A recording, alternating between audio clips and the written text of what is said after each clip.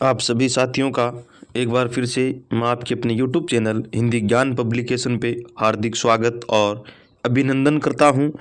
हम रीट के model paper है उनका अभ्यास कर रहे हैं और अब हमारे पास है वो अधिक समय है वो नहीं बचा है, तो हमारी जो स्टडी है उसके अंदर किसी भी प्रकार की बाधा नहीं आए, ऐसी हम कामनाएं करते हुए हमारी पढ़ाई को सुचारू रूप से कर रहे हैं। आज का हमारा जो मॉडल पेपर है वो 17 नंबर का मॉडल पेपर। आइए हम बिना किसी देरी किए हुए सीधी चर्चा करते हैं हमारे आज के मॉडल पेपर पे।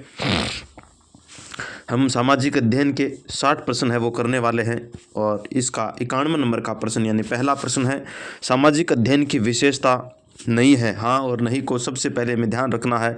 सामाजिक अध्ययन में केवल विषयों का योग ही निहित नहीं होता है, निहित नहीं है, वरन यह एक एकीकृत आयाम भी है।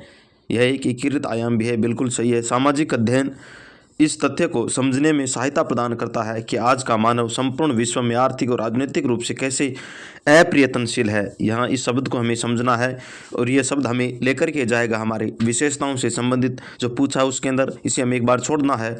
सामाजिक अध्ययन सामाजिक संस्थाओं की उत्पत्ति का विकास की समझदारी रखता है, बिल्कुल सही है। बालक है वो सामाजिक के अंदर है, आर्थिक है, सामाजिक है, इस तरीके से है वो समझदारी रख सकता है। ये मानवीय संबंधों पर बल देता है, ये भी बिल्कुल सही है। तो इस प्रकार हमारा अप्रयत्नशील नहीं होता है बल्कि प्रयत्नशील है वो होता है, तो दूसरा ऑप्शन है इसका सही हो जाएगा।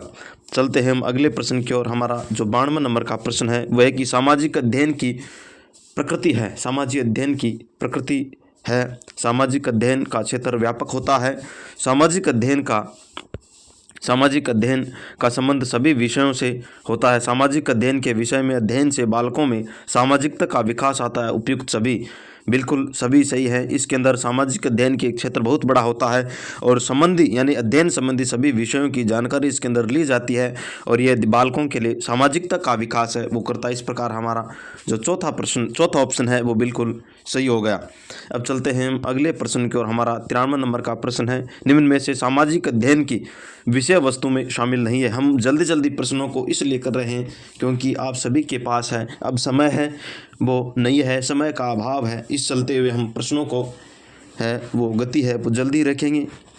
तो क्या पूछा है, सामाजिक अध्ययन की विषय वस्तु में शामिल नहीं है। व्यक्ति, समूह, समाज, युद्ध इसके अंदर है वो नहीं आता है, तो चौथा ऑप्शन इसके अंदर राइट हो जाएगा। प्रश्न नंबर 94 है, उत्तम शिक्षण विधि की विशेषता नहीं है। उत्तम शिक्षण विधि खर्चीली होती है। उत्तम शिक्षण विधि में निश्चितता एवं स्पष्टता होती है। उत्तम शिक्षण विधि निर्धारित उद्देश्यों को प्राप्त करने की चेष्टा करती है। उत्तम शिक्षण विधि छात्रों की संपूर्ण व्यक्तित्व का विकास नहीं बल्कि विकास करती है। तो इसके अंदर उत्तम शिक्षण विधि की विशेषता है यह एक खर्चीली होती है, यह विशेषता इसके अंदर नहीं आएगी, तो पहला ऑप्शन इसका राइट हो जाएगा। प्रश्न नंबर 95 है, निम्न में से कौन सा समस्या समाधान विधि का एक सोपान है। कौन सा इसके अंदर समस्या का चयन करना बिल्कुल होता है। सबसे पहले समस्या का प्रस्तुतिकरण भी लिया जाता है। दूसरा ऑप्शन परिकल्पनाओं एवं उपलब्धियों का निर्माण है वो किया जाता है। इस प्रकार हमारा चौथा ऑप्शन है वो बिल्कुल सही हो जाएगा। उपयुक्त सभी। पेन को हम थोड़ा मोटा कर लेते हैं, अब हमारा सही है। अगला प्रश्न है प्रश्न नंबर 96, मस्तिष्क उत्प्लन या इसे उद्वेलन भी कहते हैं कि विल्सन के द्वारा कितने सोपान दिए गए थे। मस्तिष्क उद्वेलन या मस्तिष्क उत्प्लन भी इसको बोलते हैं। दिए गए 3, 5, 8 या 10, तो कितने इस है वो दिए गए थे, 8 है वो दिए गए थे। तीसरा ऑप्शन इसका सही हो जाएगा। प्रश्न नंबर 97 है, शैक्षिक भ्रमण का सामाजिक उद्देश्य रही है। शैक्षिक जो भ्रमण होता है उसका सामाजिक उद्देश्य क्या रहता है। विषय के प्रति रुचि उत्पन्न करना, सामाजिक समस्याओं के लिए या मानवीय संबंधों एवं लगावों के लिए या मूल्यों का विकास के लिए। तो विषय के प्रति रुचि उत्पन्न होती है तो सामाजिक शैक्षिक भ्रमण के लिए ये सबसे बड़ा सहायक होता है। पहला ऑप्शन इसके अंदर सही हो जाएगा। प्रश्न नंबर 98 है, निम्न में से कौन सा परियोजना विधि का प्रमुख कारण है। इनमें से कौन सा परियोजना विधि का प्रमुख कारण है। इसमें समय व धन अधिक लगता है। यह विधि छोटी कक्षाओं के लिए अनुपयोगी होती है। कौन सी विधि की, परियोजना विधि की। यह बाल केंद्रित विधि है, इसके द्वारा पाठ्यक्रम पूर्ण रूप से नहीं करवाया जा सकता। तो कौन सी विधि का एक प्रमुख गुण है वो हमें इसके अंदर पूछा है, तो ये एक बाल केंद्रित विधि है। तो इसका तीसरा ऑप्शन है वो बिल्कुल सही हो जाएगा क्योंकि करके बालक है वो सबसे ज़्यादा है वो करके बालक सीखता है। तो अब प्रश्न 99 है, 99 नंबर का प्रश्न है, सामाजिक अध्ययन के अध्यापन की प्रमुख विशेषता क्या होगी? सैद्धांतिक ज्ञान पर बल दिया जाता है, अध्यापकों का पक्षपातपूर्ण व्यवहार, या स्तर के अनुसार पाठ्यक्रम न होना, या उपयुक्त सभी। तो सामाजिक अध्ययन की प्रमुख समस्या है वो क्या रहती है? तो इसके अंदर सैद्धांतिक ज्ञान के ऊपर बल दिया जाता है, पक्षपातपूर्ण व्यवहार हमें देखने को मिलता है, और इसके ऊपर पाठ्यक्रम के ऊपर है वो बल नहीं दिया था, स्तर के अनुसार। इस प्रकार हमारा चौथा ऑप्शन उपयुक्त सभी है वो सही हो जाएगा। प्रश्न नंबर 100 का है, 100 नंबर प्रश्न है, चार्ट का प्रयोग करते समय क्या क्या सावधानियां बरतनी चाहिए? क्या क्या सावधानियां हैं वो बरतनी चाहिए?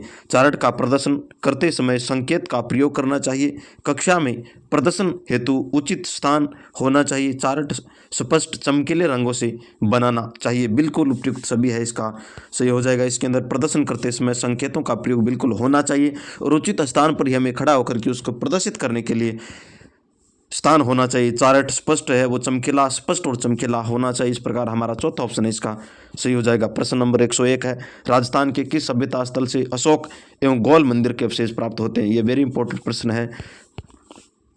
ईसवाल सभ्यता से, बालातल सभ्यता से, विराट सभ्यता से, या आहट सभ्यता से?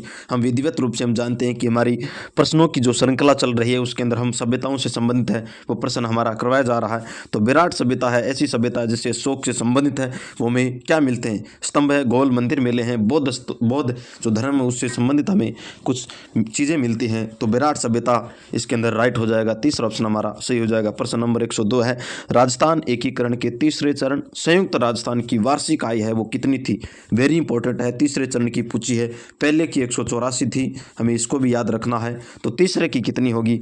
2 करोड़ रुपए, 316 लाख रुपए, 2 करोड़ से कम, या 350 लाख रुपए? तो कितनी होगी उसकी? 316 लाख रुपए है वो वार्षिक आय थी। तो दूसरा ऑप्शन इसका राइट हो जाएगा। प्रश्न नंबर 103 है, एक थंबा महल और जूना महल स्थित है कहाँ पर? एक थंबा और जूना महल कहाँ पर स्थित है? इंगरपुर नहीं बल्कि डूंगरपुर, या डूंगरपुर है, बांसवाड़ा है, जैसलमेर है, या बाड़मेर है? तो कहाँ पर स्थित है? डूंगरपुर के अंदर है वो हमें देखने को मिलते हैं। तो डूंगरपुर पहला ऑप्शन इसका राइट हो जाएगा। प्रश्न नंबर 104 है, राजस्थान में भूमिज शैली का सबसे पुराना मंदिर कौन सा है? महानालेश्वर मंदिर, बंडदेवरा मंदिर, अद्भुतनाथ मंदिर, या शिवाड़ी का जैन मंदिर? तो क्या पूछा? भूमध्य शैली का सबसे पुराना मंदिर है वो कौन सा? तो शिवाड़ी का जो जैन मंदिर है वो सबसे पुराना मंदिर है, वो किसके लिए? भूमध्य शैली के लिए प्रसिद्ध है। तो इसका चौथा ऑप्शन है वो बिल्कुल सही हो जाएगा। प्रश्न नंबर 105 है, केलादेव का मेला किस नदी के तट पर? केलादेवी का मेला है वो किस नदी के तट पर लगता है? काली सिंध नदी की, लूनी नदी की, माही नदी की, या बनास नदी की? तो जो काली सिंध नदी है वहाँ पर केला देवी माता का मेला है वो भरता है। तो पहला ऑप्शन इसके अंदर सही हो जाएगा। प्रश्न नंबर 106 है, भारत की सबसे प्राचीन पर्वत श्रृंखला है हिमालय, अरावली, सतपुड़ा, या विंध्याचल? भारत की सबसे प्राचीनतम है वो अरावली पर्वत श्रृंखला है। तो दूसरा ऑप्शन इसका राइट हो जाएगा। प्रश्न नंबर 107 है, जल प्रबंधन के राज्यों में परंपरागत साधन कौन से हैं? बावड़ी है, नाड़ी है, खड़ीन है, उपयुक्त सभी है? तो प्रबंध किसके लिए पूछा? जल को रोकने के लिए परंपरागत संसाधन है वो कौन से हैं? तो यहाँ पर बावड़ी है, नाड़ी है, खड़ीन है, सभी मिलते हैं राजस्थान के अंदर। तो चौथा उपयुक्त सभी वाला ऑप्शन है वो बिल्कुल राइट हो जाएगा। प्रश्न नंबर 108 है, राजस्थान भारत में किस खाद्य फसल का सर्वाधिक उत्पादन करता है? जौ का है, गेहूं का है, या बाजरे का? तो बाजरे का सबसे ज़्यादा खाद्य फसल के रूप में है राजस्थान, सबसे उत्पादन है वो सबसे ज़्यादा उत्पादन करता है। तो चौथा ऑप्शन इसके अंदर राइट हो जाएगा। प्रश्न नंबर 109 है, खोद रीवा क्षेत्र में कौन से खनिज भंडार हमें देखने को मिलते हैं? मैग्नीज मिलते हैं, तांबा के मिलते हैं, लोएस्क मिलते हैं, या बेरिलियम के मिलते हैं? तो किसके सबसे ज़्यादा है? वो तांबा के, खोद रीवा है वो तांबा के है भंडार है वो सबसे ज़्यादा मिलते हैं। अलवर है। प्रश्न नंबर 110 है, सुपर नेशनल हाईवे योजना में राजस्थान के सम्मिलित मार्ग का नाम हुए करनागोल की? ये क्या हो गया? क्या टाइपिंग हुई है? को नाम है यहाँ तक है, express way, mega highway, Maharaja Agrasen मार्ग, और महाराणा प्रताप मार्ग। तो महाराजा अग्रसेन मार्ग है वह इसका राइट हो जाएगा। महाराजा अग्रसेन मार्ग है, इसे हम सुपर नेशनल हाईवे योजना के तहत मार्गों को सम्मिलित नाम है वो दिया गया है। तो तीसरा ऑप्शन इसके अंदर सही हो जाएगा। प्रश्न नंबर 110 है, निम्नलिखित में से कौन सा मानक चित्र है? ISI, ISIM, एक मार्ग, FPO मानक उपयुक्त तीनों उपयुक्त तीनों ही है। इसके अंदर हमें मानक जो मार्ग हैं, मानक चित्र हैं, ये तीनों की तीनों ही होते हैं, तो उपयुक्त है सभी, यानी चौथा ऑप्शन इसका राइट हो जाएगा। प्रश्न नंबर 112 है, निम्नलिखित देशांतरों में से कौन सी भारत के प्रमाणिक मध्याह्न रेखा कहलाती है? 87.30 डिग्री पूर्वी देशांतर, 85.30 पूर्वी देशांतर, या 84.30 डिग्री पूर्वी देशांतर, या 82.30 पूर्वी देशांतर। तो हम जानते हैं प्रमाणिक मध्याह्न रेखा है वो 82 डिग्री पूर्वी देशांतर रेखा को माना जाता है, तो चौथा ऑप्शन इसका राइट हो जाएगा। प्रश्न नंबर 113 है, निम्नलिखित में से कौन सी जैविक विविधता के संरक्षण के लिए महत्वपूर्ण रणनीति रही है? जैवमंडल रिजर्व, वनस्पति उद्यान, राष्ट्रीय पार्क, जंतु अभ्यारण्य। तो कौन सी जैव विविधता के लिए संरक्षण के लिए सबसे उत्तम रही है? तो जैव मंडल जो रिजर्व हैं उनको रखा गया है, तो पहला ऑप्शन इसके अंदर राइट हो जाएगा। प्रश्न नंबर 114 है, सहकारी समिति का पंजीकरण कहाँ करवाया जाता है? वेरी इंपॉर्टेंट प्रश्न है। सहकारी जो समिति का पंजीकरण कहाँ पर करवाया जाएगा? गृह विभाग में, तहसील में, सहकारिता विभाग में, या कलेक्ट्रेट के अंदर? तो कहाँ पर हमें इसका करवाना पड़ेगा? तो सहकारिता विभाग के अंदर है वो करवाना पड़ेगा, तो तीसरा ऑप्शन इसका सही हो जाएगा। प्रश्न नंबर 115, भूमध्य रेखा से उत्तर या दक्षिण किसी दिए गए स्थान की कोणीय दूरी क्या कहलाती? भूमध्य रेखा से उत्तर और दक्षिण यानी इधर और इधर की जो दूरी होती है वो क्या कहलाती है? मध्य, प्रधान, देशांतर या अक्षांश, इनमें से कोई नहीं। भूमध्य रेखा के उत्तर और दक्षिण में दिए गए स्थानों की कोणीय दूरी है वो क्या कहलाती है? वेरी इंपॉर्टेंट प्रश्न है। अक्षांश है होती है ऐसे, इनके ऐसे यहाँ पर ये होते रहते, तो इनके बीच के उन्हें अक्षांश है वो हम कहते हैं, तो इसका तीसरा ऑप्शन है वो बिल्कुल सही हो जाएगा। प्रश्न नंबर 116, वर्ष 2011 के अनुमान के अनुसार विश्व को जनसंख्या का कितना प्रतिशत भारत में रहता है? वेरी इंपॉर्टेंट प्रश्न है। 15.5%, 17.5%, या 20.5%, या 22.5%। तो कितना है वो रहता है? 17.5% है विश्व का भारत के अंदर है वो निवास करता है, 17.5%। तो दूसरा ऑप्शन इसका सही हो जाएगा। अगले प्रश्न की ओर चलते हैं। प्रश्न नंबर 117 है, निम्नलिखित में से कौन सी दक्षिण भारत की सबसे ऊंची चोटी है? महेंद्रगिरी, धूपगढ़, अन्नामुंडी, या दादा बेटा। तो सबसे दक्षिण भारत की हमें पूछा है। दक्षिण भारत की बात करें तो यहाँ की हमें पूछा है, यहाँ पर सबसे ऊंची चोटी है वो कौन सी देखने को मिलते हैं? तो अन्नामुंडाई है वो सबसे ऊंची चोटी है, तो तीसरा ऑप्शन है इसके अंदर राइट हो जाएगा। प्रश्न नंबर 118 है, भारत के निम्न राज्यों में से किस में सागवान के वन पाए जाते हैं? मध्य प्रदेश में, उत्तर प्रदेश में, कर्नाटक में, या झारखंड के अंदर? तो कहाँ पर हमें सागवान के वन है वो देखने को मिलते हैं? उत्तर प्रदेश में देखने को कहाँ पर मिलते हैं? मध्य प्रदेश के अंदर है वो देखने को मिलते हैं, तो पहला ऑप्शन इसका राइट हो जाएगा। चलते हैं अगले प्रश्न की ओर। प्रश्न नंबर 119 है, पृथ्वी की उत्तरी ध्रुव एवं दक्षिण ध्रुव को मिलाने वाली रेखा क्या कहलाती है? या नहीं बल्कि क्या कहलाती है?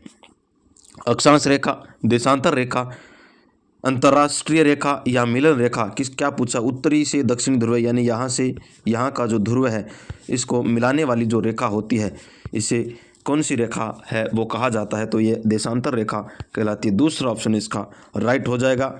अगला प्रश्न है, प्रश्न नंबर 120 है, पृथ्वी सूर्य की परिक्रमा करती है लगभग कितने दिनों तक परिक्रमा हो जाती है? 365 1/6 दिन में, 365 1/4 दिन में, 365 1/12 दिनों में, 365 1/2 दिनों के अंदर। तो कब हो जाती है? 365 1/4 दिनों के अंदर है वो हो जाती है, यानी 365 1/4 है वो इसके अंदर हो जाती है, तो इसका दूसरा ऑप्शन है वो बिल्कुल सही हो जाएगा। प्रश्न नंबर 121 है, वायुदाब प्राय सर्वाधिक होता है, जलवायु होती है ठंडी, वायुदाब प्राव होता है जलवायु कब होती है? इस ठंडी तथा शुष्क, ठंडी तथा नम, उष्ण वायु कैसी होती है? अच्छा, उष्ण एवं शुष्क होती है, उष्ण एवं नम होती है। तो कैसी होती है? वायुदाब है। वायुदाब प्राय सर्वाधिक कब होता है? जब वायु ठंडी एवं शुष्क होती है, या फिर ठंडी एवं नम होती है, या फिर उष्ण एवं शुष्क होती है, या उष्ण एवं नम होती है। तो ठंडी एवं शुष्क होती है उस समय वायुदाब है वो सर्वाधिक होता है, तो इसका पहला ऑप्शन है वो बिल्कुल सही हो जाएगा। प्रश्न नंबर 122 है, मृदा संरक्षण की विधि नहीं है, इनमें से कौन सी मृदा संरक्षण की विधि नहीं है? मल्च बनाना, भू संकलन, वेदिका फार्म, या रक्षक मेखलाएं।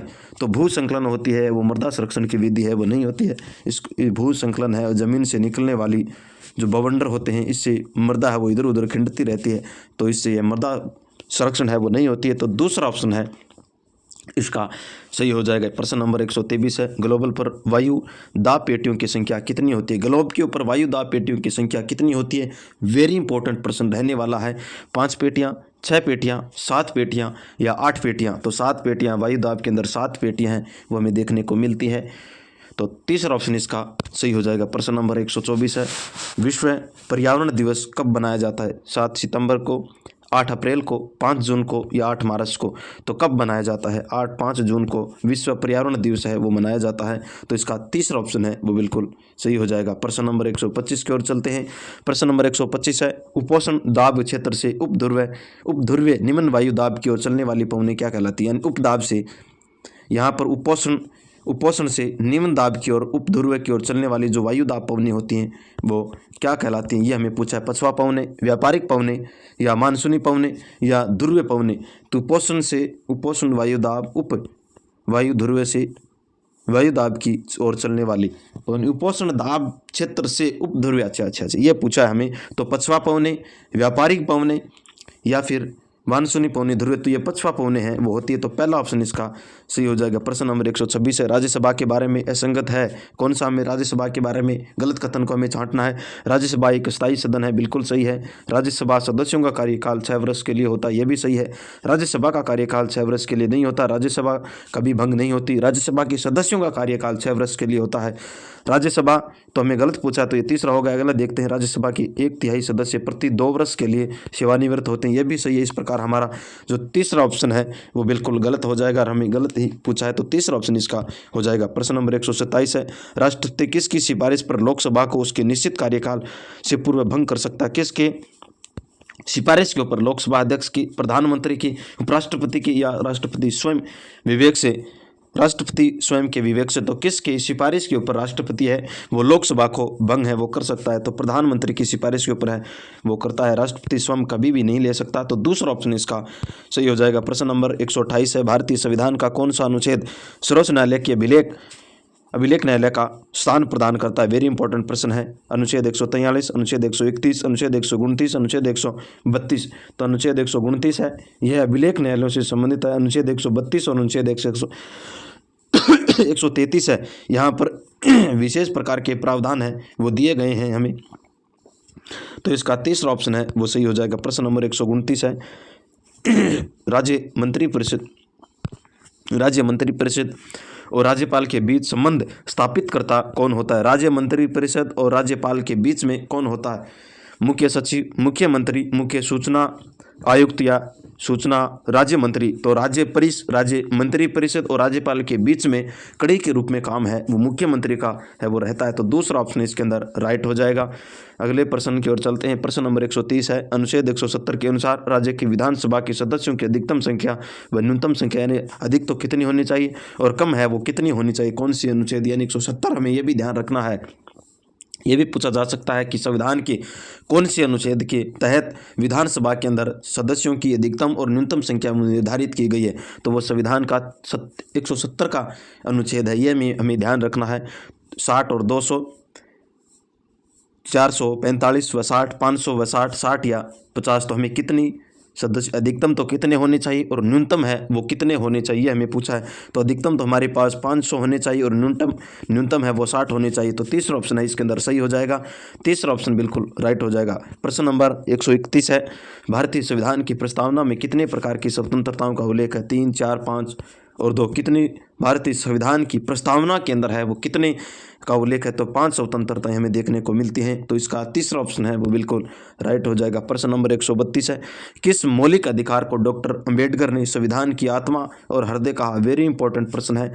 संविधान की मौलिक अधिकार को, किस मौलिक अधिकार को डॉक्टर बाबा साहेब अंबेडकर ने संविधान की आत्मा और हृदय है वो कहा गया है? शोषण के विरुद्ध अधिकार को, समानता का अधिकार या धर्म की स्वतंत्रता का अधिकार या संवैधानिक उपचारों का अधिकार? तो संवैधानिक उपचारों का अधिकार है, इसको डॉक्टर बाबा साहेब अम्बेडकर ने हृदय, संविधान की आत्मा और हृदय कहकर के संबोधित किया है। तो चौथा ऑप्शन इसके अंदर सही हो जाएगा। प्रश्न नंबर 131 है। भारतीय संविधान में 42वां संविधान संशोधन 31 42वां संविधान संशोधन 51A जोड़ा गया। क्या जोड़ा गया? 51A जोड़ा गया, जिसके अनुसार क्या होता है, नागरिकों के 11 मूल कर्तव्य हैं, या फिर नागरिकों के 10 मूल कर्तव्य हैं, या नागरिकों के 8 मूल कर्तव्य हैं, या नागरिकों के 5 मूल कर्तव्य हैं। तो नागरिकों के कितने मूल कर्तव्य हैं?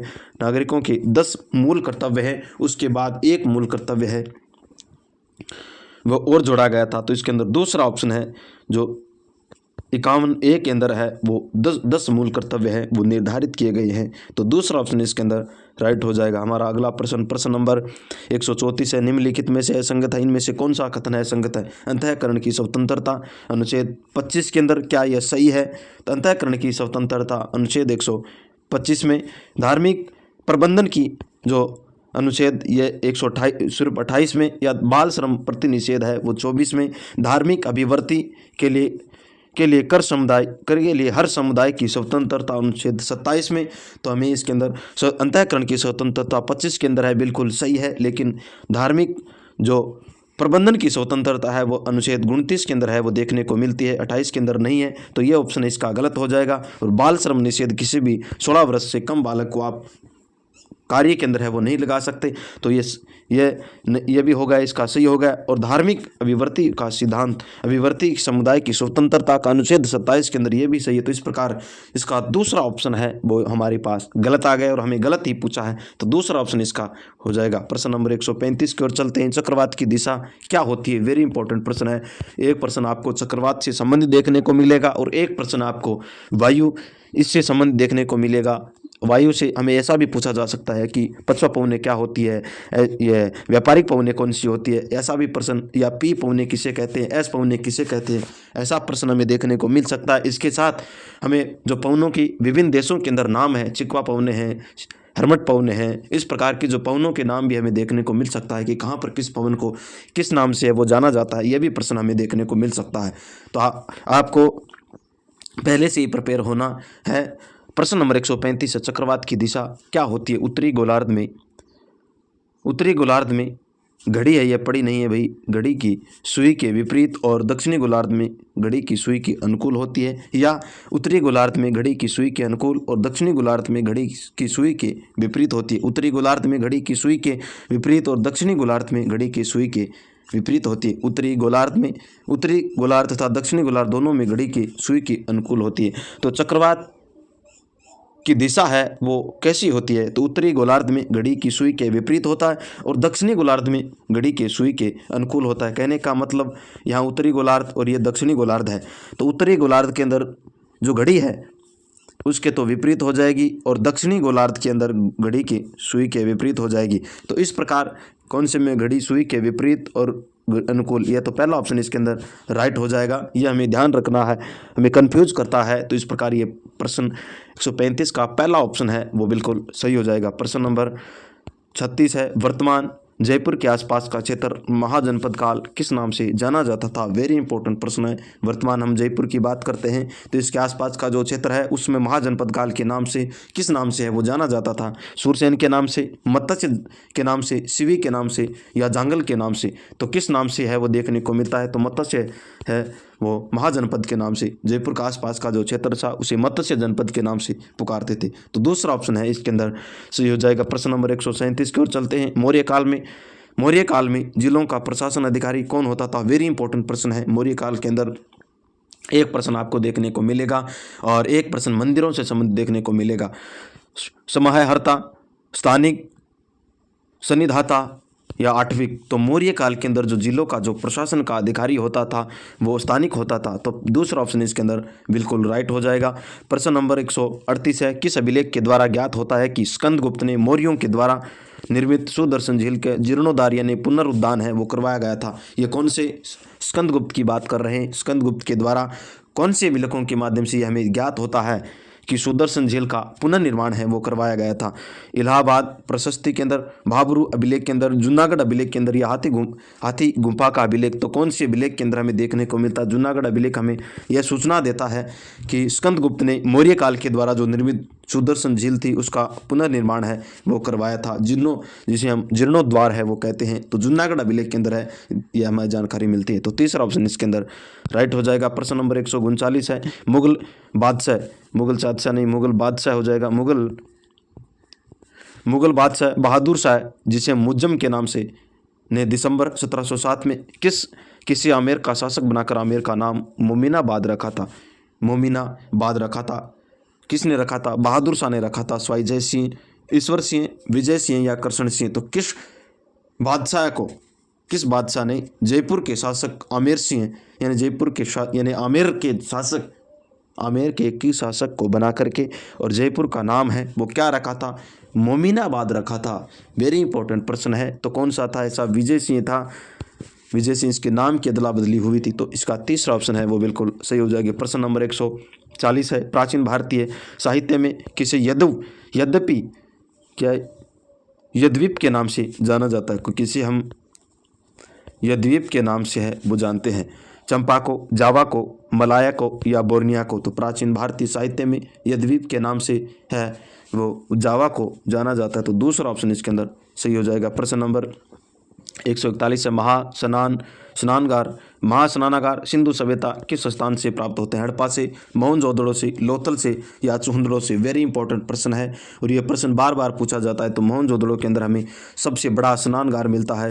हम इसको कैसे याद जैसे हम स्नान करने के लिए जाते हैं तो वहाँ पर हमारे पास नहाने के लिए जो डब्बे होते हैं उनकी आवाज़ बड़ी बहुत ही चूंदड़ों के रूप में आती है। तो इस प्रकार से हम याद रख सकते हैं कि नहाने के लिए हम कहाँ जाएंगे तो अंदर उसकी आवाज़ है वो बड़ी तीखी आवाज़ आती है। तो इस प्रकार हम दूसरा ऑप्शन इसका सही हो जाएगा। प्रश्न नंबर 142 है गायत्री मंत्र के नाम से प्रसिद्ध मंत्र सर्वप्रथम किस ग्रंथ में मिलता है? वेरी इंपॉर्टेंट प्रश्न है। गायत्री मंत्र है वो सबसे पहले है वो किस ग्रंथ के अंदर हमें देखने को मिलता है? मनुस्मृति के अंदर, भगवत गीता में, अथर्ववेद के अंदर या ऋग्वेद के अंदर? तो गायत्री मंत्र है वो कहाँ पर हमें देखने को मिलता है? तो ऋग्वेद के अंदर सबसे पहले है वो इसका उल्लेख किया गया है। तो चौथा ऑप्शन इसके अंदर राइट हो जाएगा। प्रश्न नंबर 143 है उत्तर वैदिक काल में आर्य संस्कृति का प्रमुख केंद्र स्थान था या संस्कृति का केंद्र कौन सा था? गंगा यमुना का दोआब, मगध, सप्त सिंधु प्रदेश या दक्कन का प्रदेश? तो उत्तर वैदिक काल के अंदर आर्यों का जो संस्कृति का प्रमुख केंद्र सप्त सिंधु प्रदेश है वो रहा था। तो तीसरा ऑप्शन इसके अंदर सही हो जाएगा। प्रश्न नंबर 144 है जैसलमेर क्षेत्र में पति के प्रदेश जाने पर वियोग में गाए जाने या बोले जाने वाले गीत वो क्या कहलाते हैं? सुबटिया, पीपली, जोरावट या हमसिडो? तो उसे क्या कहते हैं? जोरावा कहा जाता है। क्या कहा जाता है? जोरावा है वो कहा जाता है। जैसलमेर क्षेत्र के अंदर पति के द्वारा प्रदेश में जाए जाने के बाद वियोग के अंदर जो गीत गाए जाते हैं उन्हें हम जोरावा है वो कहते हैं। तो तीसरा ऑप्शन इसके अंदर सही हो जाएगा। प्रश्न नंबर 145 है नाना साहब का झालरा नामक जलाशय का संबंध किस दुर्ग से है? नाना साहब का झालरा नामक जलाशय का संबंध किस दुर्ग से है? गढ़बिटली, सिवाना, जूनागढ़ या भटनेर? तो किस दुर्ग से है? किसका पूछा? नाना साहब का झालरा जलाशय है वो किस दुर्ग के अंदर है वो देखने को मिलता है? तो ये गढ़बिटली अजमेर के अंदर है वो देखने को मिलता है। तो पहला ऑप्शन इसका सही हो जाएगा। प्रश्न नंबर 146 है कांग्रेस ने पूर्व स्वराज्य की घोषणा सबसे पहले कहाँ से की थी? लखनऊ से, लाहौर से, अमृतसर से या त्रिपुरा से? तो हम जानते हैं कि लाहौर में एक अधिवेशन हुआ था, वहाँ पर इन्होंने कहा कि पूर्व स्वराज्य अगर नहीं हमारे जो दिए गए मांग पत्र इसको नहीं माना गया तो हम अगली बार हम पूर्ण स्वराज्य की मांग की घोषणा करते हैं। तो ये लाहौर अधिवेशन के अंदर है वो किया गया था। दूसरा ऑप्शन इसके अंदर राइट हो जाएगा। प्रश्न नंबर 147 है नाडोल के चौहानों की शाखा का संस्थापक किसे माना जाता है? वेरी इंपॉर्टेंट प्रश्न है। नाडोल के चौहानों की शाखा का जो संस्थापक माना जाता है वो किसे माना जाता है? वाकपति राज को, लक्ष्मण चौहान को, बलराज को या महेंद्र को? लक्ष्मण चौहान है, इसे हम नाडोल के चौहानों की जो शाखा उसके संस्थापक के रूप में है वो पढ़ते हैं। तो दूसरा ऑप्शन है इसके अंदर राइट हो जाएगा। प्रश्न नंबर 148 है निम्नलिखित में से किसके द्वारा जलियांवाला बाग हत्याकांड के विरोध में सर की उपाधि वो त्याग दी गई थी? कौन सी उपाधि? सर की उपाधि है वो त्याग दी गई थी। जलियांवाला बाग हत्याकांड के विरोध की महात्मा गांधी ने, रविंद्रनाथ टैगोर ने, तेज बहादुर चंपरू ने या जवाहरलाल नेहरू ने? तो किसने? रविंद्रनाथ टैगोर है, इन्होंने सर की उपाधि है वो त्याग दी थी। तो दूसरा ऑप्शन इसके अंदर है वो सही हो जाएगा। प्रश्न नंबर 149 है, भारतीय पुनर्जागरण आंदोलन के पिता कौन थे? भारतीय पुनर्जागरण आंदोलन के पिता दयानंद सरस्वती, बाल गंगाधर तिलक या राजा राम मोहन राय या स्वामी विवेकानंद? तो राजा राम मोहन राय है, इसे हम भारतीय पुनर्जागरण आंदोलन के पितामह है वो कहा जाता है। तो तीसरा ऑप्शन है इसके अंदर सही हो जाएगा। प्रश्न नंबर 150 है, किस मध्यकालीन संत के उपदेश अभंग के नाम से सम्मिलित हैं? अभंग के नाम से नामदेव के, तुकाराम के, कबीर के या दादू के? तो नामदेव हैं, इनके जो उपदेश है वो अभंग के नाम से है इसके अंदर मिलते हैं, सम्मिलित किए गए हैं। तो पहला ऑप्शन है इसके अंदर सही हो जाएगा। इस प्रकार हमने 60 प्रश्न है वो करीब 30 मिनट के अंदर है वो कर लिए हैं। तो हम जितना जल्दी है वो करेंगे, आप सभी के लिए है वो एक समय है उसका बचाव होगा। अब हम मनोविज्ञान के 30 प्रश्न है वो करेंगे। पहला प्रश्न है, बाल विकास का सर्वप्रथम वैज्ञानिक विवरण किसके द्वारा किया गया? वेरी इंपॉर्टेंट प्रश्न है। वैज्ञानिक विवरण है वो किसके द्वारा किया गया था? जॉन लॉक के द्वारा, थॉमस हॉब्स के द्वारा, पेस्टालोजी के द्वारा या स्टैनली हॉल के द्वारा? तो किसके द्वारा किया गया था? पेस्टालोजी ने बाल विकास का सबसे पहले वैज्ञानिक विवरण या वैज्ञानिक अध्ययन है वो किया था। तीसरा ऑप्शन है इसके अंदर सही हो जाएगा। प्रश्न नंबर साइकोलॉजी में 2 नंबर का प्रश्न है, परिवर्तनों की प्रगतिशील श्रृंखला को परिपक्वता एवं अनुभवों के परिणाम स्वरूप होती है विकास कहलाता है। ये परिभाषा किसने देखी? परिवर्तनों की प्रगतिशील श्रृंखला परिपक्वता अनुभव के परिणाम स्वरूप होती है। हरलोक ने, मुंद्रो ने, क्रोंडक्रो ने या गेसले ने? तो किसने है ये परिभाषा? तो हरलोक के द्वारा दी गई परिभाषा है। तो पहला ऑप्शन इसके अंदर सही हो जाएगा। प्रश्न नंबर 3, अभिवर्धिक की विशेषता इनमें से नहीं है।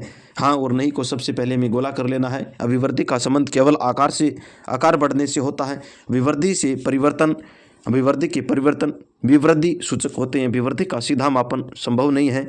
अभिवृद्धि का कोई भी लक्ष्य नहीं होता है। तो हमें पूछा है, क्या पूछा है? अभिवृद्धि की विशेषता है वो नहीं है। तो अभिवृद्धि का सीधा मापन संभव नहीं, नाप सकते हैं अभिवृद्धि को, तो विकास को नहीं नाप सकते। तो इस प्रकार तीसरा ऑप्शन इसके अंदर हो जाएगा। प्रश्न नंबर 4 है, विकास को प्रभावित करने वाले वातावरणीय कारकों में शामिल नहीं है। विकास को प्रभावित करने वाले वातावरणीय कारकों के अंदर कौन सा है उसको शामिल नहीं किया जाता। वातावरण की बात हो रही है, माता पिता का कठोर अनुशासन बिल्कुल होता है वातावरण के अंदर, अनुचित पाठ्यक्रम भी होता है, निर्देशन और परामर्श भी होता है, लेकिन बुद्धि है वो मानसिक रूप से होते हैं, वातावरण के अंदर नहीं आती है। तो चौथा ऑप्शन इसके अंदर है वो राइट हो जाएगा। प्रश्न नंबर 5वां है, मनोविश्लेषणवादी विचारक फ्राइड ने व्यक्तित्व संरचना की दृष्टि से मन की किस दिशा में जीव का लड़खड़ा जाना, परिचित नामों को भूल जाना आदि क्रियाओं का उल्लेख है वो किया गया? मनोविश्लेषणवादी फ्राइड के द्वारा व्यक्तित्व की संरचना की दृष्टि से मन की कौन सी दिशा के अंदर ये इस प्रकार के किए गए? चेतन मन में, अचेतन मन में, अर्धचेतन मन में या अहम के अंदर? तो कौन सी है? तो हम अर्धचेतन मन होती है उसके अंदर है इस प्रकार के देखने को मिलते हैं। तो तीसरा ऑप्शन इसके अंदर सही हो जाएगा। प्रश्न नंबर 6 है, अधिगम की विशेषताओं में शामिल नहीं है। कौन सी है वो अधिगम की विशेषताओं के अंदर शामिल नहीं है? अधिगम में समय नहीं लगता है। अधिगम एक उद्देश्यपूर्ण प्रक्रिया। अधिगम के द्वारा अपेक्षाकृत स्थायी परिवर्तन होता है। अधिगम व्यक्ति की सर्वांगीण विकास के अंदर है वो सहायक होता है। अधिगम के अंदर समय नहीं लगता है, बिल्कुल लगता है। तो पहला ऑप्शन इसके अंदर है वो राइट हो गया। चलते हैं अगले प्रश्न की ओर। हमारा अगला प्रश्न है प्रश्न नंबर 7 है, अधिगम के सोपान है आवश्यकता, बाधाएं, पुनर्बलन, उपयुक्त सभी। तो अधिगम के सोपान है वो सभी होते हैं, आवश्यकताएं होती है, बाधाएं होती है, पुनर्बलन होता है। तो इस प्रकार उपयुक्त सभी यानी चौथा ऑप्शन इसके अंदर सही हो जाएगा। प्रश्न नंबर 8 है, थॉर्नडाइक के उद्दीपक अनुक्रिया सिद्धांत की शिक्षा के क्षेत्र कब लागू हुआ था? 1898 में, 1905 में, 1913 में या 1920 के अंदर? तो 1913 के अंदर थॉर्नडाइक उद्दीपन अनुक्रिया का सिद्धांत शिक्षा के क्षेत्र के अंदर है वो लागू हुआ था। तीसरा ऑप्शन है वो सही हो जाएगा। प्रश्न नंबर 9 है, नियमित की अनुबंधन सिद्धांत की प्रतिपादक कौन है? आप इंग्लिश के अंदर इस नामों को जरूर देखे जाए, इंग्लिश में एक ही रहता है, हिंदी के अंदर इन नामों का अनेक नाम है वो देखने को मिलते हैं। तो Max Wertheimer, B.F. Skinner, Pavlov Thorndike. B.F. Skinner के द्वारा जो दिया गया सिद्धांत था उसे हम नियमित अनुबंधन का सिद्धांत भी कहते हैं। अगला प्रश्न नंबर 10 है, अधिगम को प्रभावित करने वाले कारकों में शामिल नहीं है। कौन सा कारक है वो अधिगम को प्रभावित करने वाले कारकों के अंदर शामिल नहीं? कि शैक्षिक पृष्ठभूमि, सीखने की इच्छा, शारीरिक व मानसिक स्वास्थ्य, अपरिपक्वता। तो किसको शामिल है वो नहीं करेंगे। सीखने की इच्छा है वो अधिगम को प्रभावित है वो शामिल नहीं होगी। तो दूसरा ऑप्शन है इसके अंदर राइट हो जाएगा। प्रश्न नंबर 11 है, निम्नलिखित में से निम्नलिखित में से स्वाभाविक प्रेरक नहीं है? खेल, सुझाव, आत्म सुरक्षा बाइल या प्रतिष्ठा।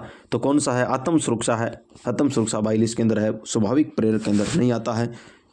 प्रश्न नंबर 112 है, प्रश्न नंबर 12 है, जॉन डीवी के द्वारा किस चिंतन को विचारात्मक चिंतन की संज्ञा है वो दी गई है? तार्किक चिंतन को, अमूर्त चिंतन को, सृजनात्मक चिंतन को या प्रत्यक्षीकरण चिंतन को? तार्किक चिंतन है, इसमें जॉन डीवी ने विचारात्मक चिंतन भी कहा है, तो पहला ऑप्शन इसके अंदर राइट हो जाएगा। प्रश्न नंबर 13 है, व्यक्तित्व एक व्यक्ति की संपूर्ण व्यवहार, प्रतिमान और इसकी विशेषताओं के योग का उल्लेख करता है। व्यक्तित्व की यह परिभाषा किस विद्वान की देन है? क्या व्यक्तित्व है एक व्यक्ति की संपूर्ण व्यवहार की, प्रतिमान और उसकी विशेषताओं का योग का उल्लेख है? ऑलपोर्ट ने, बिग एम हंट ने, ड्रेवर ने या भाटिया ने? तो किसके द्वारा ये परिभाषा है वो दी गई थी? तो बिग एम हंट के द्वारा ये परिभाषा दी गई थी, तो दूसरा ऑप्शन इसके अंदर सही हो जाएगा। प्रश्न नंबर 14 है, जर्मन विद्वान क्रेचनर ने शरीर शरीर का कौन सा प्रकार बताया नहीं बताया है? रचना के आधार पर व्यक्तित्व का प्रकार इन्होंने दिया है, शक्तिहीन, खिलाड़ी, आर्थिक और न्याय। तो इन्होंने कौन सा प्रकार है वो नहीं दिया, तो आर्थिक प्रकार है वो नहीं दिया गया था क्रेचनर के द्वारा, तो इसके अंदर तीसरा ऑप्शन हो जाएगा। प्रश्न नंबर 15, व्यक्तित्व मापन की प्रश्नावली विधि का कौन सा प्रकार है वो नहीं है? व्यक्तित्व मापन की प्रश्नावली विधि के संबंध में पूछा है, बंद प्रश्नावली, खुली प्रश्नावली, सचित्र प्रश्नावली या परिस्थिति अनुसार निर्मित प्रश्नावली? तो कौन सी प्रश्नावली है? परिस्थिति के अनुसार जो प्रश्नावली है वो इसके अंदर नहीं आएगी, तो चौथा ऑप्शन है वो इसके अंदर सही हो जाएगा। प्रश्न नंबर 16 है, प्रासंगिक अंतर्बोध परीक्षण या प्रासंगिक बोध परीक्षण के निर्माता कौन है? मुनरे, मॉर्गन व मुनरे, हरमन रोसा, लियोपोल्ड बेलक या वुडवर्थ? तो कौन है?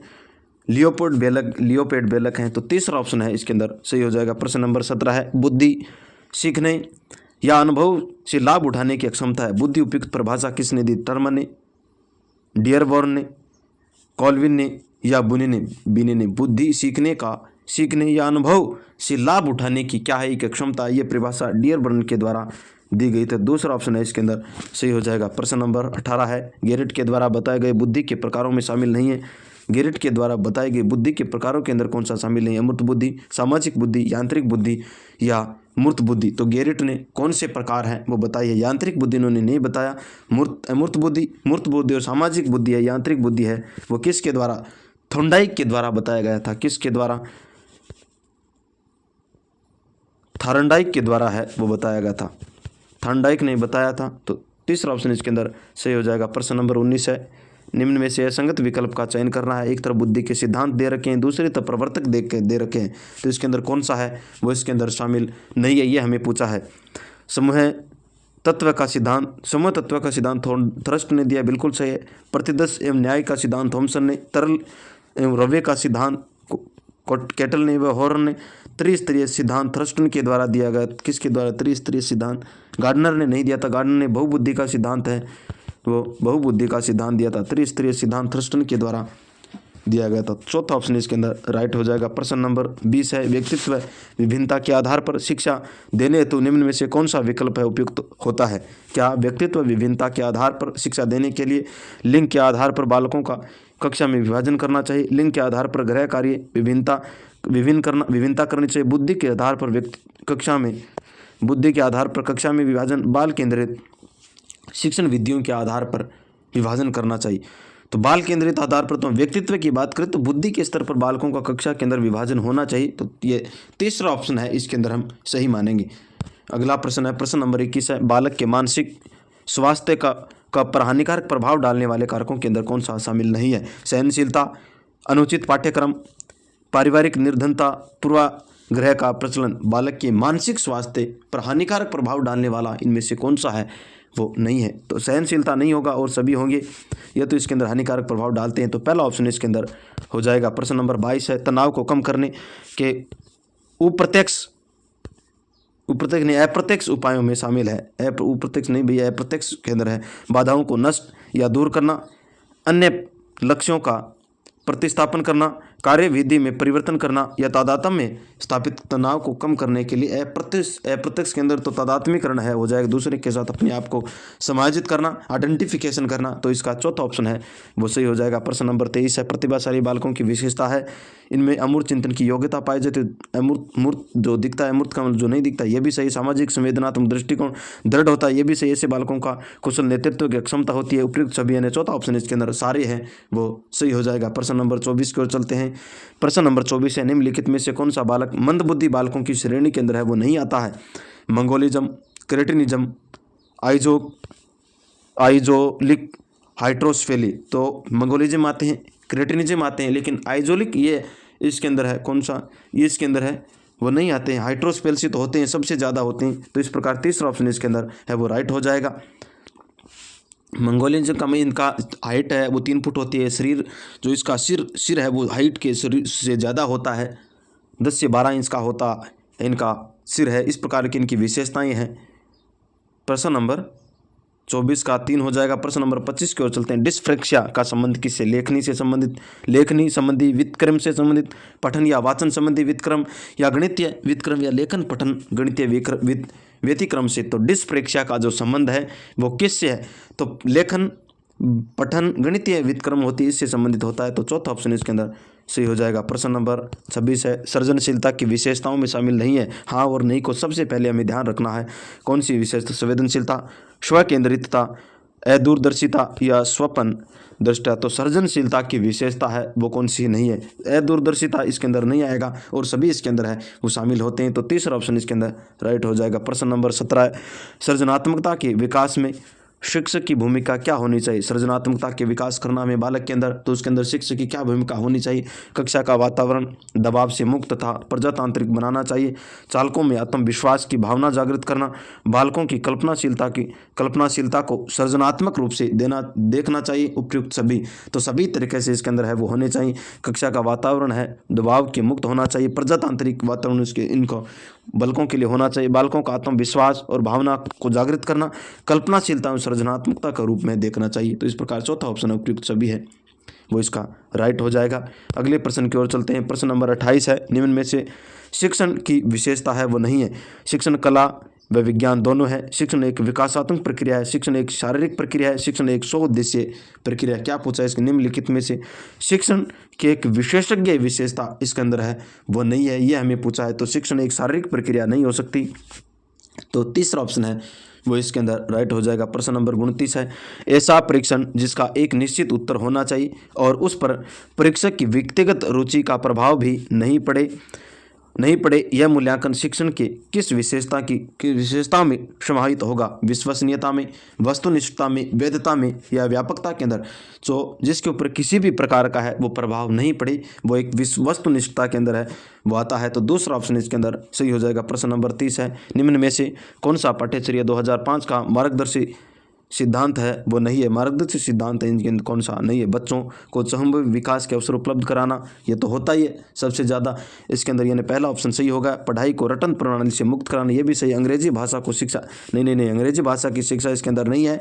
ज्ञान स्कूलों के बाहरी ज्ञान से भी जोड़ना, इस प्रकार तीसरा ऑप्शन है इसके अंदर राइट हो जाएगा। इन्होंने कहा है इसके अंदर कि त्रिभाषा होनी चाहिए, बच्चे मातृभाषा के अंदर ज्ञान लेने चाहिए, तीसरी भाषा बच्चों के द्वारा चुनी जानी, संस्कृत हो अंग्रेजी जो भी हो वो इसके अंदर यह है, तो तीसरा ऑप्शन है इसके अंदर गलत हो जाएगा। प्रश्न अब हम हिंदी की भाषा, पहली भाषा हिंदी के प्रश्न है वो करने वाले हैं। 30 प्रश्नों की चर्चा हम करेंगे और यह मॉडल पेपर है वो 2025 का जो सिलेबस है उसको ध्यान में रखते हुए बनाया गया है। आप सभी के लिए कारगर और मील का पत्थर साबित होने वाला मॉडल पेपर है। अभी मॉडल पेपर आपको ऐसा लग रहा होगा, आपका जो मन है वो भटकाव की ओर चल रहा है, लेकिन जिस वक्त आप रीट का जो पेपर देख के बाहर निकलोगे उसके बाद आपको ये, जिन विद्यार्थियों ने इन मॉडल पेपरों की है वो चर्चा करी है, इन मॉडल पेपरों के द्वारा अपने परीक्षण किया है, उनको उस वक्त पता होगा जब एग्ज़ाम देने के बाद बाहर निकलेंगे। तब हम हिंदी के प्रश्नों की बात करते हैं। निश्चय शब्द का संधि विच्छेद क्या होगा?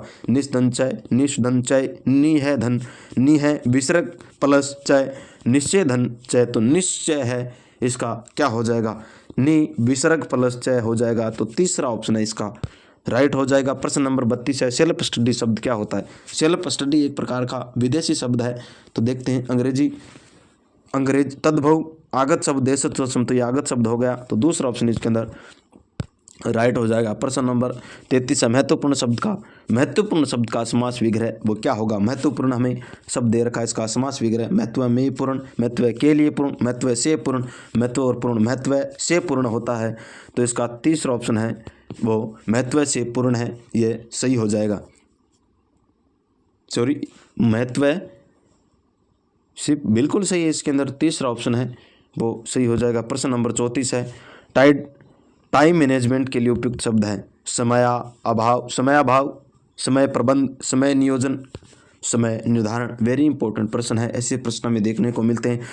टाइम मैनेजमेंट का मतलब समय प्रबंधन करना, तो दूसरा ऑप्शन इसके अंदर सही हो जाएगा। प्रश्न नंबर 35 है, विशेषज्ञ शब्द में प्रयुक्त प्रत्यय कौन सा है? विशेषज्ञ प्लस यह, विशेष प्लस यह, विशेष वी प्लस शेषज्ञ प्लस ए, विशेषज्ञ प्लस यह, तो विशेष प्लस ज्ञ इसका हो जाएगा।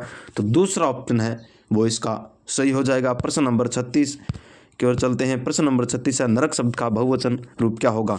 नरक शब्द का पूछा है, तो नरके, नरको, नरकाई, नित्य एक वचन के रूप में ये आता है। तो चौथा ऑप्शन इसके अंदर सही हो जाएगा। प्रश्न नंबर 37, निम्नलिखित में से असंगत लिंग को छांटना है। स्वर्ग, आदमी, आँख और हृदय, इनमें से कौन सा शब्द है वो? तो स्वर्ग एक के रूप, आदमी एक आता है, हृदय एक आता है, एक आँख है वो बहुवचन के रूप में। आँख, आपकी आँखें स्वर्ग में चला गया। आदमी, कितने आदमी हैं? आपका हृदय कैसा है? तो आँख, आपकी आँखें कैसी हैं? आपकी आँख कैसी हैं? तो तीसरा ऑप्शन इसके अंदर है वो हो जाएगा। प्रश्न नंबर 38 है, साधु शब्द का स्त्रीलिंग क्या होगा? साध्वी, साध्वी या साधुवी। तो साध्वी शब्द ये इसका सही हो जाएगा, साध्वी यह इसका। तो तीसरा ऑप्शन है इसका सही हो जाएगा। प्रश्न नंबर 39 है, शयागत रोगी को तिल तिल कर जी रही है। शयादी रोगी को तिल तिल कर जी रही है। वाक्य के वर्तमान काल में हमें वाक्य वर्तमान काल के अंदर परिवर्तित करना है। शयागत रोगी होकर तिल तिल हो जाएगा, ये नहीं होगा। शयागत रोगी तिल तिल जी रही है। शयागत रोगी तिल तिल जी रही है, एक दूसरे होकर रोगी, इनमें से कोई नहीं। तो क्या पूछा हमें इसके अंदर? शयागत रोगी को तिल तिल होकर के जी रही, तिल कर जी रही है। तो तीसरा ऑप्शन इसके अंदर सही हो जाएगा। प्रश्न नंबर 40 है, आदमी शब्द का किस भाषा का है? अरबी का है, फारसी का है, हिंदी का है या तुर्की का? तो आदमी शब्द है तत्सम, तद्भव, विदेशी। इनकी पहले हमें एक वीडियो बना रखी है, उसके अंदर 8 नियम है और जितने भी विदेशी शब्द है उनको हमने एक दोहों के या बात एक दोहों के माध्यम से है वो याद कराने का प्रयास है वो किया गया है। तो आदमी है वो फारसी भाषा का शब्द है। तो दूसरा ऑप्शन इसके अंदर सही हो जाएगा। प्रश्न नंबर 41 है, निम्नलिखित में से विधिवाचक वाक्य है। विधिवाचक वाक्य कौन सा? बाढ़ में कई घरों के बह जाने की आशंका है। अपना काम समय पर करना चाहिए। ईश्वर को हमारा देश उन्नति पथ पर बढ़ता चले। मैंने किराएदार नहीं रखे, मुसीबत को मोल ले लिया। तो विधिवाचक वाक्य है, इनमें से कौन सा है? तो अपना काम समय पर करना चाहिए। बाढ़ कई घरों के आ गया की अनुशंसा करता, तो ये सीधा बोला जा रहा है। तो दूसरा ऑप्शन इसके अंदर हो जाएगा। प्रश्न नंबर 42 है, रमेश आएगा परंतु सुरेश जाएगा। रचना की दृष्टि से वाक्य किस प्रकार का है? मिश्र वाक्य का है, प्रधान वाक्य का है, संयुक्त वाक्य का है या आश्रित वाक्य का है? तो की से जुड़ा हुआ, परंतु से जुड़ा हुआ वाक्य है वो संयुक्त वाक्य के अंदर रखेंगे। तो तीसरा ऑप्शन है इसके अंदर सही हो जाएगा। प्रश्न नंबर 43 है, वाह कितना सुंदर दृश्य। वाह कितना सुंदर दृश्य, वाक्य में प्रयुक्त चिन्ह का संबंध हर्ष विस्मय बोधि। तो हर्ष विस्मय बोधि, घृणा विस्मय बोधि, हर्ष के खुशी के रूप में हो रहा है। तो पहला ऑप्शन इसके अंदर सही हो जाएगा। प्रश्न नंबर 44 है, आंखें उठाना मुहावरे का उचित अर्थ क्या होता है? इशारा करना, आक्रमण की इच्छा करना, समझ में आना या प्रसन्न हो जाना। आंखें उठाने का मतलब क्या होता है? यह हमें सर्वविदित आक्रमण की ओर इच्छा करना होता है। तो दूसरा ऑप्शन इसके अंदर कि ये मेरी तरफ आंखें उठा ली इन्होंने, तो आक्रमण की इच्छा करना होता है। तो दूसरा ऑप्शन इसके अंदर राइट हो जाएगा। प्रश्न नंबर 45 है, शब्दान 22 पंसेरी का अर्थ क्या होता है? अधिकता से सुविधा, अच्छा बुरा सबको एक समझना, बहुत सस्ता होना या बहुत महंगा होना। शब्दान 22 पंसेरी इसका जो होता है अच्छा बुरा सबको एक समझना। ये प्रश्न वेरी इंपॉर्टेंट प्रश्न है, तो दूसरा ऑप्शन इसके अंदर राइट हो जाएगा। प्रश्न नंबर 46 है, उपचारात्मक शिक्षण की सफलता निर्भर करती है। उपचारात्मक जो शिक्षण है इसकी सफलता किसके ऊपर निर्भर करती है? उपचारात्मक शिक्षण सामग्री के ऊपर, समय अवधि के ऊपर, समस्याओं के कारणों की पहचान पर, या भाषाई नियमों के ज्ञान के ऊपर। तो सबसे ज़्यादा होती है समस्यात्मक बालक होते हैं उसके कारणों की पहचान करते हैं उसके ऊपर होती है। तो तीसरा ऑप्शन इसके अंदर है वो राइट हो जाएगा। अगले प्रश्न नंबर 47 है, निम्नलिखित में से कौन सा सतत एवं व्यापक मूल्यांकन का एक उद्देश्य होता है? सतत एवं व्यापक मूल्यांकन का एक उद्देश्य है बोधात्मक, मनोप्रेरक और भावात्मक कौशल के विकास में सहायता, याद रखने पर बल देने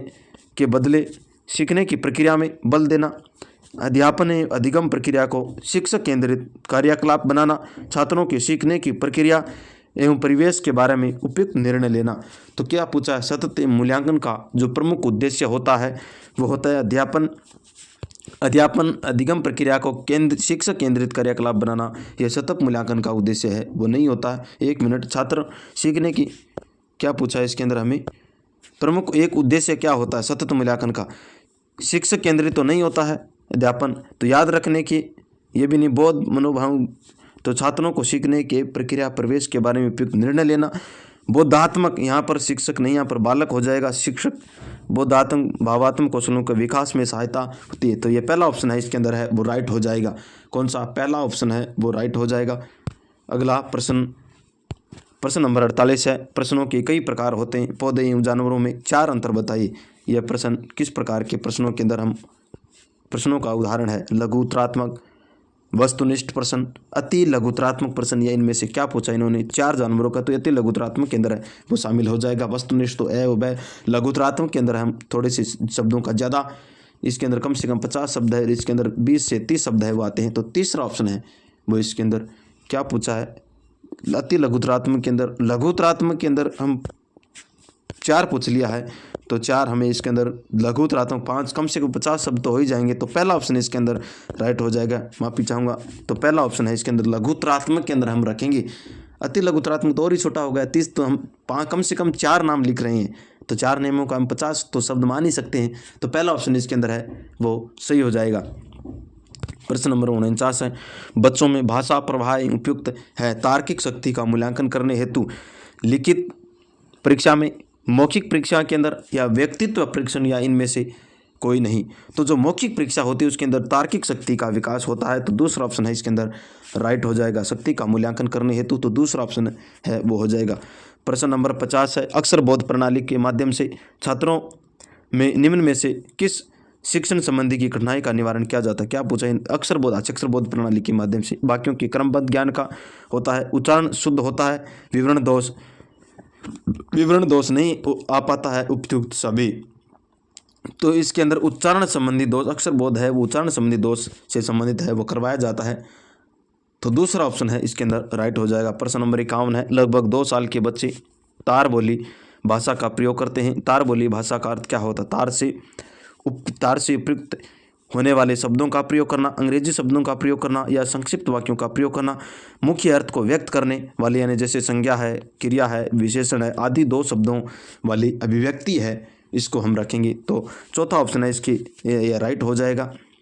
प्रश्न नंबर 52 है, एक बहुसांस्कृतिक कक्ष में आप एक भाषा शिक्षक के रूप में कार्य कर रहे हैं, किस बात का महत्व देंगे? बच्चों में भाषा प्रयोग से अधिक अवसर प्रदान करना, पाठ्य पुस्तक के प्रत्येक पाठ को भली भांति समझाना, बालक को व्याकरण सिखाना, स्वयं शुद्ध भाषा प्रयोग करेंगे। तो इसके अंदर हम ना तो यह करेंगे ना ये, तो इसके अंदर क्या करेंगे? अधिक से अधिक भाषा के अवसर है वो हम प्रयोग करने के लिए कहेंगे। तो पहला ऑप्शन इसके अंदर सही हो जाएगा। प्रश्न नंबर 53 है, भाषाई कौशलों में यथा सुनना, बोलना, पढ़ना एवं लिखना का विकास किस कक्षा में पूर्ण होना चाहिए? यानी बोलना है, सुनना है, पढ़ना है, लिखना, ये कौन सी कक्षा में? L, S, R और W, ये कौन सी कक्षा तक पूर्ण हो जाना चाहिए? कक्षा 5 तक, कक्षा 7 तक, कक्षा 10 तक, या कक्षा 4 तक? तो कौन सी कक्षा के अंदर है ये हो जाना? तो कक्षा 5 तक ये सभी का विकास है वो हो जाना चाहिए। पहला ऑप्शन इसके अंदर सही हो जाएगा। प्रश्न नंबर 54 है, मातृभाषा की उपयोगिता के संबंध में सही विकल्प नहीं है। मातृभाषा विचार विनिमय का साधन है, मातृभाषा शिक्षा का सर्वश्रेष्ठ साधन है, मातृभाषा बालकों की ज्ञान का विकास एवं चिंतन का साधन है, मातृभाषा एक प्रगति पद की बाधक होती है। देखिए प्रगति पद का बाधक तो नहीं हो सकता, तो इस ऑप्शन को हम काट देंगे। तो यही पूछा है हमें, तो यही होगा, गलत पूछा है तो इसका मतलब चौथा ऑप्शन है वो हो जाएगा। अगला प्रश्न, प्रश्न नंबर 55 है, शिक्षक की वे क्रियाएं जो विद्यार्थियों को अनुक्रियाओं के लिए प्रोत्साहित करती है क्या कहलाती है? पुनर्बलन कौशल, व्याख्यान कौशल, खोजपूर्ण कौशल या भाषाई कौशल। शिक्षक की वे क्रियाएं जो विद्यार्थी की अनुक्रियाओं के लिए प्रोत्साहित करती है वो कौन सी क्रियाओं के अंदर है वो रखेंगे, तो पुनर्बलन कौशल हो जाएगा ना। तो पहला ऑप्शन इसके अंदर राइट हो जाएगा। प्रश्न नंबर 96, प्रश्न नंबर 56 है, अभिकृत अनुदेशन आधारभूत सिद्धांत है। स्व बुद्धि शिक्षण का सिद्धांत ये होता है। सहभागिता का सिद्धांत भी, तार्किक क्रम का सिद्धांत, इस प्रकार उपयुक्त सभी हो जाएगा। चौथा ऑप्शन इसके अंदर राइट हो जाएगा। प्रश्न नंबर 97 है, प्रश्न नंबर 57 है सॉरी, भाषा विषय के दृष्टिकोण से शुद्ध लेखन का घनिष्ठ संबंध होता है। व्याकरण किसका? भाषा विषय का दृष्टि शुद्ध लेखन व्याकरणिक नियमों की अनभिज्ञता से या शुद्ध वाचरण उच्चारण का शुद्धता से या अशुद्ध उच्चारण से या इनमें से कोई नहीं। तो किसका है वो होता है अशुद्ध उच्चारण से इसका संबंध है वो होता है अशुद्ध उच्चारण से होता है। प्रश्न नंबर 58 है, छात्रों को लिखना सिखाने से पहले किस प्रकार की रेखाएं खींचनी चाहिए? सीधी व तिरछी रेखाएं, सीधी रेखाएं, लिपि मोड़ रेखाएं या वृत्त एवं अर्ध वर्त। तो बच्चा सीखने से पहले वृत्त एवं अर्धवृत्ताकार रेखाएं खींचता है, तो चौथा ऑप्शन इसके अंदर सही हो गया। प्रश्न नंबर 59 है, भाषा की पाठ्य पुस्तक की सबसे पहले रचना का श्रेय किसे जाता है? रविंद्रनाथ को, मेसले को, क्रिस्टोफर को या कोमेनियंस को। तो भाषा की पाठ्य पुस्तक की सबसे पहली रचना है वो किसको जाता है? कोमेनियंस है, इसको जाता है। तो चौथा ऑप्शन इसके अंदर सही हो जाएगा। प्रश्न नंबर 60 है, हिंदी भाषा का अंतिम प्रश्न है, एक समावेशी कक्षा में बच्चे अधिकतर गलतियां करते हैं लिखने में, पढ़ने में, बोलने में या उपयुक्त सभी में। तो सब बात एक समावेशी कक्षाएं लिखने में करेंगे, पढ़ने में, बोलने में, सभी के अंदर करेंगे, तो उपयुक्त सभी इसका है वो राइट हो जाएगा। अब हम संस्कृत भाषा यानी भाषा नंबर जो दूसरी है संस्कृत भाषा की हम 30 प्रश्न है वो करने वाले हैं। तो आइए हम सीधी चर्चा करते हैं संस्कृत के प्रश्नों के ऊपर। इसका 61 नंबर का प्रश्न है, गौरांगेर निरपाती इत्यत्र कै संधि, इसके अंदर कौन सी संधि है? उत्व विसर्ग संधि, रुत्व विसर्ग संधि, सत्व विसर्ग संधि या जसत्व विसर्ग संधि। तो इसके अंदर कौन सी संधि है? तो रुत्व विसर्ग संधि है। तो दूसरा ऑप्शन इसके अंदर सही हो जाएगा। प्रश्न नंबर 62 है, प्रत्यागत इत्यत्र कै उपसर्ग है? प्रत्यागत के अंदर कौन सा उपसर्ग है? प्र, आंग, प्रति और प्रतिदन, प्रति और आंग, प्रत्यागत, प्रति, आंग, प्रति, आ गसित। तो चौथा ऑप्शन इसके अंदर प्रति और आंग दोनों इसके अंदर उपसर्ग हैं, 2 उपसर्ग हैं, तो चौथा ऑप्शन इसके अंदर राइट हो जाएगा। प्रश्न नंबर 63 है, तस्य समग्र है, परिवार है, स्वतंत्र अयुद्धे प्रवर्त आसीत अत्र तस्य सर्वनाम स्थाने संख्यापदम प्रयोगम कुरुत। समग्र प्रवृत्ति तस्य समग्र परिवारे स्वतंत्रता युद्धे प्रवृत्त आसीत। तो इसके अंदर क्या पूछा हमें? संज्ञा सर्वनाम संज्ञा पद है वो प्रयोग कौन सा? तो समग्र हो गया ना, तो पहला ऑप्शन इसके अंदर सही हो जाएगा। प्रश्न नंबर 64, 1 मिनट, क्या पूछा था इसके अंदर? नहीं तस्य हो जाएगा भाई, जल्दी। तस्य समग्र, तो सर्वनाम के स्थान पर संज्ञा का प्रयोग करेंगे, तो तस्य क्या आएगा ना? तस्य क्या है, इन्होंने पूछा कि इसके स्थान पर किसका प्रयोग, तो तस्य के स्थान पर हो जाएगा, यह पूछा इन्होंने। तो तीसरा ऑप्शन इसके अंदर सही हो जाएगा। प्रश्न नंबर 64 है, स्व है भुजा, सो है भूचा दर्श भूतो, अत्र है कर्तव्य पदम कस्मिन कर्तपदम श सो भूतो उचे। तो इसके अंदर कौन सा कर्तृपद है? कौन सा कर्तृपद है इसके अंदर? तो श हो जाएगा। तो पहला ऑप्शन इसके अंदर राइट हो जाएगा। प्रश्न नंबर 65 है, परतंत्रता इत्यस्य विलोम पदम गद्ये विलोम पद गद्यासीत चित्वा लिखित। परतंत्र का जो विलोम शब्द कौन सा है? परतंत्र का स्वतंत्रता आ जाएगा, स्वाधीनता, स्वतंत्रता, निर्वासित तो स्वतंत्रता, देर का है, तो दूसरा ऑप्शन इसके अंदर है वो सही हो जाएगा। प्रश्न नंबर 66 की ओर चलते हैं। प्रश्न नंबर 66 है, प्रश्ना इत्यत्र कै प्रत्यय। प्रश्न के अंदर कौन सा? प्र संटाप, प्र प्लस सनु प्लस कत, प्र प्लस सद प्लस कत, प्र प्लस सद प्लस टाप, तो इसके अंदर कौन सा प्रत्यय है इसका प्रयोग हुआ है, तो प्र प्लस सद प्लस कत, तीसरा ऑप्शन इसके अंदर है वो सही हो जाएगा। अगले प्रश्न की ओर चलते हैं। प्रश्न नंबर 67 है। प्रश्न नंबर 67, वर्तरदान यज्ञ यतर पदे कै समास, कर्मधारय समास, बहुवीर्य समास, द्विगु समास या द्वंद्व समास, तो इसके अंदर कौन सा समास हो जाएगा, द्वंद्व समास है, तो चौथा ऑप्शन है वो इसके अंदर सही हो जाएगा। प्रश्न नंबर 68 की ओर चलते हैं। तद्यन्न है इत्र कै संधि विच्छेद, तद्यन का संधि विच्छेद क्या, तद्यत प्लस न, तत् प्लस यन, तद प्लस यन, तत् प्लस यन प्लस तय, तत् प्लस यन प्लस तय है ये, तो यहाँ पर तद्यंत के अंदर संधि विच्छेद है वो तत् यतन प्लस तय, तो चौथा ऑप्शन इसके अंदर राइट हो जाएगा। प्रश्न नंबर 69 है। गांव इत्यत्र कै लिंग कै लिंगम, गांव के अंदर कौन सा लिंग है, पुल्लिंग है, स्त्रीलिंग है, नपुंसक लिंग है या सर्वलिंग है, तो गांव के अंदर है वो कौन सा है, स्त्रीलिंग है। गांव में स्त्रीलिंग शब्द का स्त्रीलिंग हो जाएगा, दूसरा ऑप्शन इसके अंदर राइट हो जाएगा। प्रश्न नंबर 17 है। श्लोके अस्मिन् किम संधि, श्लोक के अंदर कौन सा छंद है, उपजाति, इंद्रवज्रा, वसंत या वसंतलिका, तो श्लोक के अंदर कौन सा छंद है, इंद्रवज्रा है, तो दूसरा ऑप्शन इसके अंदर सही हो जाएगा। प्रश्न नंबर 71 है।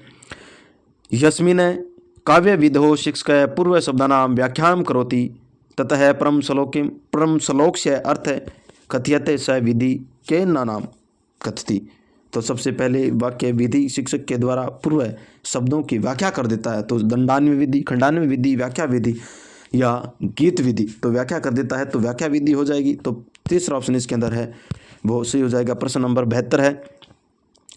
आचार्य भरतानुसार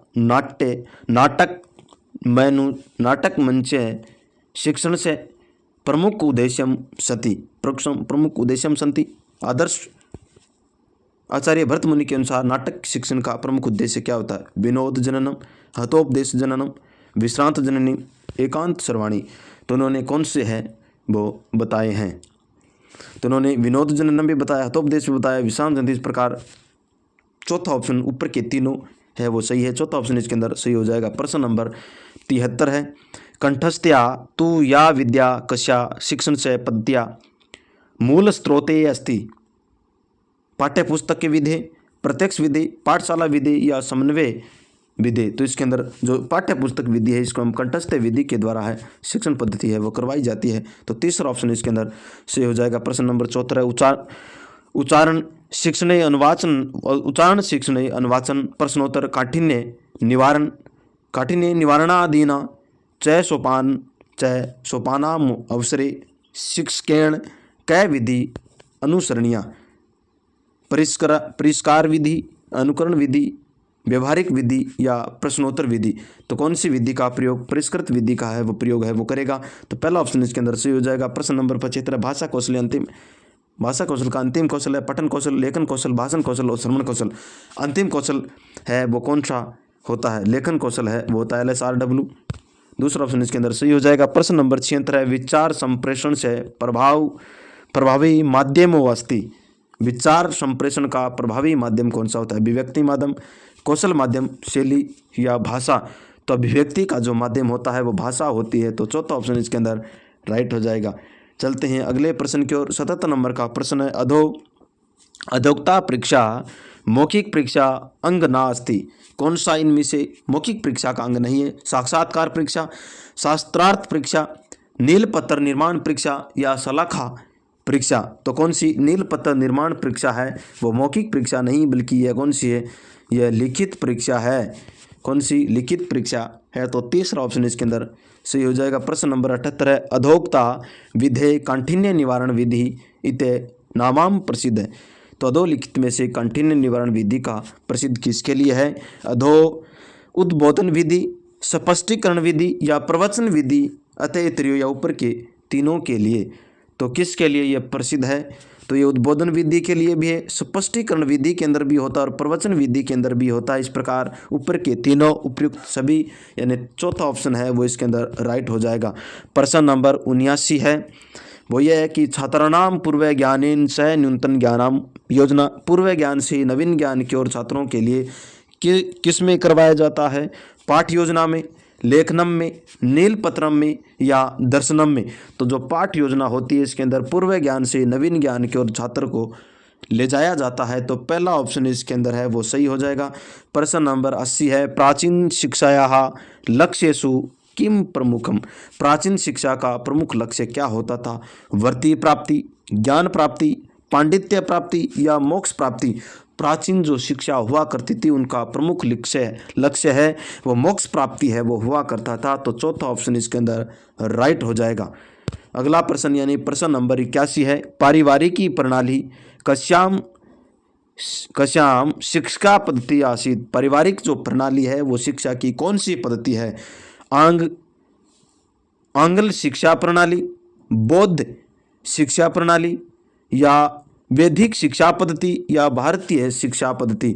तो पारिवारिक जो प्रणाली है वो वैदिक शिक्षा प्रणाली है, पर बहुत से नीतियों से चली आ रही है, रीतियों से। तो तीसरा ऑप्शन है इसके अंदर राइट हो जाएगा। प्रश्न नंबर 82 है, पूर्व कीदृशम् अनुशासनम् अस्ति? पूर्व कौन सा अनुशासन है वो हमें दिखाई देता है? आत्मानुशासन, दमनानुशासन, निधिनम या स्वच्छंद अनुशासन? तो दमनात्मक होता है वो हमें देखने को अनुशासन होता है। तो दूसरा ऑप्शन इसके अंदर राइट हो जाएगा। प्रश्न नंबर 83, समाज दृष्टया प्राचीन काले की दृष्टि? समाज दृष्टि किस प्राचीन काल के अंदर समाज दृष्टि कैसी थी? राजोपदेशक है, शास्त्रज्ञ है, अज्ञान निवारक है या कर्म शून्य है? राजक उपदेश होती थी या शास्त्रों का ज्ञान होता था, ये अज्ञान निवारक होता था, या कर्म है वो शून्य होता था, अज्ञान निवारक है वो होती थी। तो इस प्रकार जो तीसरा ऑप्शन है इसका सही हो जाएगा। प्रश्न नंबर 84 है, उपनिषद आचार्यात् शिष्य किरियंत भागम ज्ञायते इत्युक्तम? पादम, पूर्णम, पादोनम या अर्धात्म? तो उपनिषद आर्यों के द्वारा जो शिष्यों के भाग किसके अंदर आदत है वो उनकी होती थी? तो पादम की होती थी। तो पहला ऑप्शन इसके अंदर राइट हो जाएगा। प्रश्न नंबर 85 है, कठिन दुबोध है, कठिन दुबोधम चाहे विषयम कठिन कथम पाठ्येत? कठिन बोध से विषय की पाठ योजना खंडश है। पश्चात यदा कदी मध्य अवकाशानुगुणम यथा छात्रा इच्छति? तो किसके अंदर कठिन बोध का विषय है वो पाठ के अंदर है वो हमें देखने को मिलता है? तो मध्य अवकाशानुगुणम के अंदर मिलता है। तो तीसरा ऑप्शन इसके अंदर राइट हो जाएगा। प्रश्न नंबर ऐसा क्या हो गया भाई? प्रश्न नंबर 86 दिया नहीं है, प्रश्न नंबर 86 है। श्री दुग्धवे नमः प्रश्न निर्माण करो। श्री दुग्धवे निर्माण इसका प्रश्न कसमय, कश्य, कह, कश्यो या कम? तो प्रश्न निर्माण है हम किससे करेंगे? तो कश्य श्री दुग्धवे नमः किसको करना चाहिए? नमः, कश्य नमः। तो तीसरा ऑप्शन इसके अंदर राइट हो जाएगा। प्रश्न नंबर 87, मंदाक्रांता छंदसी यत भवंती? मंदाक्रांता छंद किस प्रकार का होता है, कितने वर्णों का होता है? मंदाक्रांता जो छंद है उसके अंदर 6 और 11 वर्ण होती वर्णोपरी, 8, 4, 5 वर्णोपरी, 4, 6, 7 वर्णोपरी, 7, 7 वर्णोपरी। तो 4, 6 और 7 वर्णोपरी वर्ण होते हैं मंदाक्रांता के अंदर। तो तीसरा ऑप्शन है इसके अंदर सही हो जाएगा। प्रश्न नंबर 88 है, स्नान से पूर्व न भुजती न धावेत भोजन से परम रेखांकित शुद्ध पदे भविष्यति? तो रेखांकित शुद्ध भवेत है, हमें क्या करना है? रेखांकित पद को है वो शुद्ध करके है, शुद्ध हमें लिखना है। कौन सा हमने रेखांकित है? हमने सबसे स्नान से को रेखांकित कर दिया और भोजन से इसको रेखांकित कर दिया। तो इनका शुद्ध है वो क्या होगा? स्नानेन भोजनेन, स्नानात् भोजनात् या स्नानेन भोजने या स्नान से भोजन से? तो क्या हो जाएगा? स्नानात् भोजनात्। दूसरा ऑप्शन है स्नानात् पूर्व न भुज्यति न धाव्यते भोजनात् परम, ये इसका सही हो जाएगा। तो दूसरा ऑप्शन है इसके अंदर सही हो जाएगा। प्रश्न नंबर 79 है। प्रश्न नंबर 79 कृष्ण राम से अधिक चतुर है अस्मिन् वाक्ये उचित संस्कृत अनुवाद अस्ति। कृष्ण राम से कैसा है, चतुर है, इसका हमें संस्कृत अनुवाद है वो करना है। कृष्ण रामेण अधिक चतुर अस्ति। कृष्ण रामात् पटुतर अस्ति। कृष्ण रामात् पटुतर अस्ति। कृष्ण रामेण पटुत अस्ति। कृष्ण रामेण पटुतर। रामेण देखिए इसके अंदर तो रामात आया है और इसके अंदर रामेण, तो कृष्ण रामात पटुतर अस्ति, ये इसका राइट हो जाएगा। कृष्ण रामात पटुतर अस्ति, तो दूसरा ऑप्शन है वो इसका राइट हो जाएगा। प्रश्न नंबर 90 की ओर चलते हैं। संस्कृत भाषा है उसका अंतिम प्रश्न है वो यह है कि माता भोजनम पच्यति अस्य वाक्यम वाच्य परिवर्तनम कुरुत। वाक्य परिवर्तन करना है, वाच्य के अंदर परिवर्तन हमें करना है। मातया भोजनम पच्यते, मात्रेण भोजनम पच्यते, मातु भोजनम पच्यते या मात्रा भोजनम पच्यते, तो मात्रा भोजनम पच्यते ये इसका राइट हो जाएगा। तो इसका चौथा ऑप्शन है वो सही हो जाएगा। इस प्रकार आज हमने मॉडल नंबर 17 की विस्तार पूर्वक से चर्चा करी है। तो आप अपनी तैयारी को इन मॉडल पेपरों के माध्यम से हैं वो अच्छी कर सकते हैं और इन मॉडल पेपरों में आपको कम से कम प्रश्न है वो 80 से 100 प्रश्न है वो देखने को मिलेंगे और इन्हीं मॉडलों पेपरों से आपकी रीट है वो पात्रता परीक्षा क्लियर हो जाएगी। टेंशन लेने की ज़रूरत नहीं है, घबराने की ज़रूरत नहीं है। 39 दिन शायद 39 दिन है वो अब बचे हैं, तो अब अपनी तैयारी है उसको एकदम गहनता से है वो करें। तो धन्यवाद साथियों, मिलते हैं अगले मॉडल पेपर के साथ, तब तक के लिए आप सभी को धन्यवाद। जय श्री कृष्णा, राधे राधे।